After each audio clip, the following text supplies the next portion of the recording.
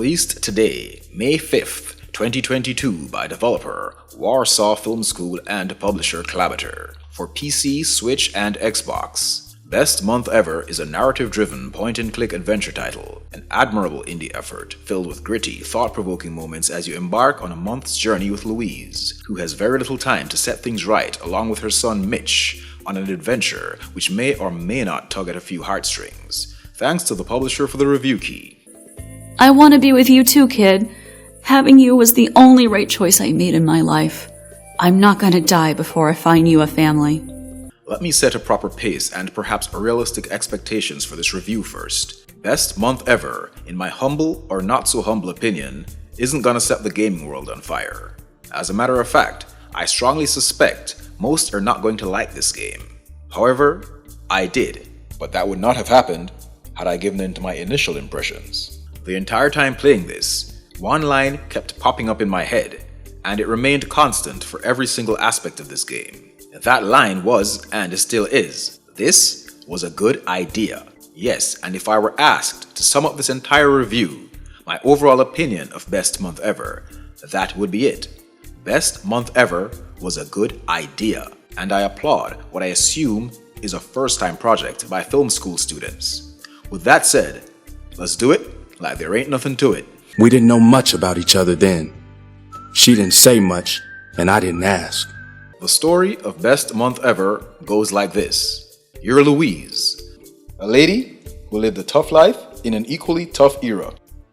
An era where shots were fired and no one gave a fuck who they hit, especially Africans. Or let me speak in a language most will understand. As some revelations in my life, including visiting the Elmina slave fortress in West Africa twice to film a documentary with Empire Arcadia, I don't particularly like being called black. Being called black to me is no different than when it was acceptable to be called negroid, colored, or even porch monkey. There will come a time when being called black will be frowned upon just as much as the aforementioned. It's silly to me the things we accept, then wholeheartedly reject a few decades later. But fine, today we have settled on being called a fucking shade. But I digress. I will speak in a language most will understand. In an era where black people were targeted openly with zero fucks given. Louise has a son with a black man, and she's found out that she's got about a month to live. So she decides to go looking for a new home for her son. They meet upon several disappointments, setbacks, revelations about each other, and of course, drama. So much drama. No, 'cause you already ate it, Father. When we're alone, you can call me Uncle Judd. There's more in my pocket, but I need your help. Can you help me get it out? This being a narrative-driven experience, the story has to be its driving force. So even if the rest of the game falls short where other elements are concerned, the story should still be what's expected to drive it home. Unfortunately, the game does fall short in all other departments. And the story can only be described as, say it with me now, a good idea. The concept is good, but the execution is weak, and not held up well by its supporting elements. I'm just tackling the story for now, so hear me out. We are fucked. The story fell victim to a weak script. First and foremost, I see where they were going with it, and I saw where it ended up.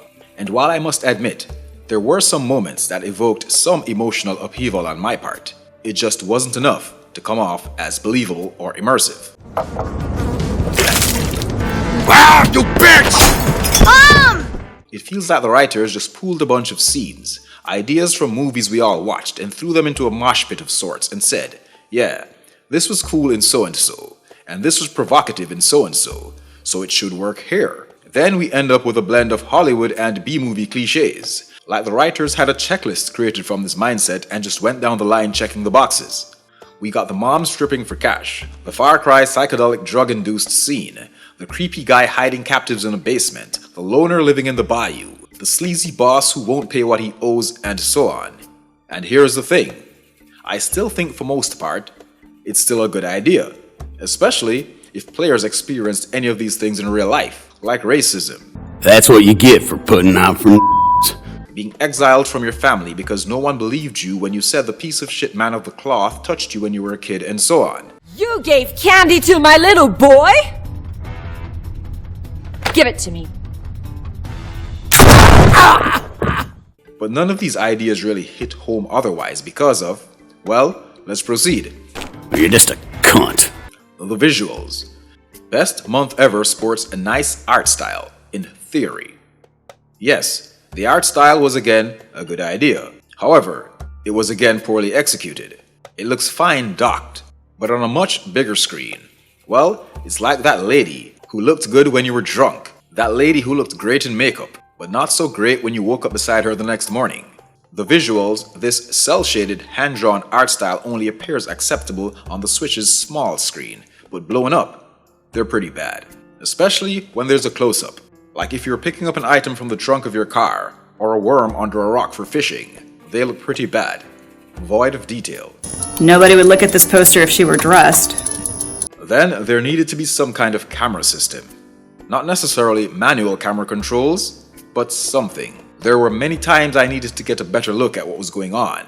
I'd even walk behind something and lost sight of my character because the camera wouldn't zoom in, dolly, or follow in any way. Some cutscenes would even be better, but no. Also, the text was really small. At first I tried playing it docked. Look, maybe it's that over 40 vision getting to me, but these texts were ridiculously small. Okay, take it easy. So basically, what I'm getting at is, the visuals did not do the story any favors. Fuck. On to sound. The music and ambient sounds are done well enough, no real complaints here. But the sound effects, like let's say the footsteps, need work. The voice acting is bad, and this coupled with the visuals drove extra nails in the weak story's coffin. Unfortunately, we've got guests already. I have no room for you. The voice acting is what truly broke the immersion for me. I often say, I much prefer bad voice acting over text only, and that definitely applies here. As if this were text only, I wouldn't even have bothered with this review, but it seems like this was perhaps a school project, and various persons with no acting experience just chipped in. My dad was in the Marines, and you know what he said about the blacks? Can't wait to hear it. He said the blacks are strong and dumb, but you're not even strong. The lead female, Louise, was alright, and so was the narrator, grown-up Mitch. My mother did all of that for me out of desperation. But still alright on a C-movie level, and the actors probably gave their best, but no awards anytime soon. Mitch? Why isn't my dad with us now? They all sounded like they were reading from a script, and yes, I understand that's what voice actors do in the booth, but you're not supposed to sound like it. You fucking bitch! I'll fuck you up! And then for most parts, the audio sounded inconsistent. Now, I'm no audio pro, but take this example. Imagine you voiced an actor in a large empty room, and you can hear a slight echo, or reverb. Then, in-game, the actor is supposed to be in a crowded dining room or outside. Better now than never, Lou. I apologize that as an 8-year-old, I didn't let you touch me. You will, if you pay attention to things like that, notice the inconsistencies. Maybe that's not the best way to describe it, but that's all I got from a layman's perspective. Back then, I thought he'd look for me if he wanted to find me. So why do you want for us to meet now? So the audio once again did not aid the story. It made it less believable. I didn't know how long that path was. I could barely see running through the rain. The gameplay. Best month ever being the point-and-click styled game it is, with occasional quick-time events, didn't need much in the way of a control scheme. I'm no game developer, but a game this light on actual gameplay should have been easy to create even decent controls for. But no, the controls are pretty bad. They plague and bring down everything from walking to driving to basic minigames. And the fact there are really no camera controls, this makes it worse. The controls are so bad, so awkward.